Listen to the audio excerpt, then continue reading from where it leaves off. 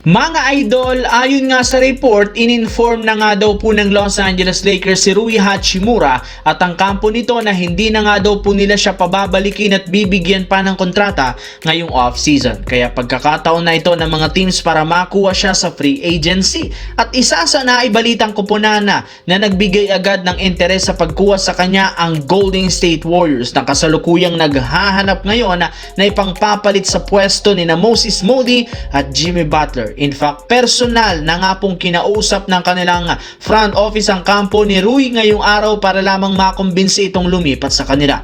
Well, alam naman nga ninyo, ang Golden State Warriors na lamang ang nag-iisang team sa ngayon sa off-season na wala pa ni isa mang bagong player na nakukuha maliban kay Axel Lindeberg sa NBA draft. Kaya gayong hinihintay talaga nila ang makuha si Rui Hachimura simula umpisa ng off-season. Kaya ngayon nga pong available na ito, gagawin nila ang lahat para lamang makuha siya as soon as possible.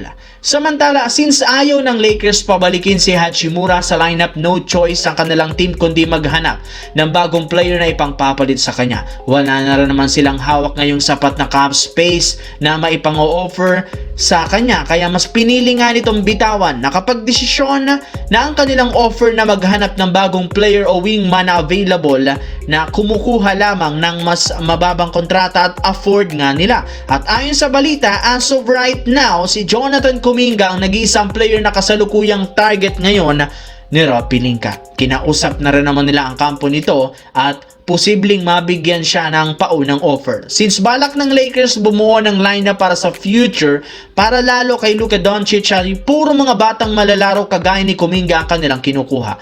Balak na rin naman nila itong gamitin bilang starting power forward simula next year na makakatulong sa kanila para mas maging competitive sa loaded na team sa Western Conference. Sa kabilang banda, simula nang makuha ng New York Knicks ang kampeonato last season, bigla nga pong nagpalakas ang lineup karamihan sa mga team sa Eastern Conference. Balak nga talaga nila itong pigilan ng Knicks sa makakuha ng back-to-back championship at isa sa mga itinuturing na tinik ngayon sa defending champions, walang iba kundi ang Toronto Raptors na mas pinalakas ang lineup simula nang makuha nila si Kawhi Leonard sa Los Angeles Clippers. Kumpara last year, meron sila ngayong mas mapagkakatiwalaan, mas consistent na superstar. Hindi katulad kay Brandon Ingram, isa rin naman itong legit na defensive player. Kaya mas papalakasin lalo nito ang lineup ng Raptors kasama si Scottie Barnes at si RJ Barrett na siyang key player dito. Kaya may ilang mga analysts ang nagsasabi at naniniwala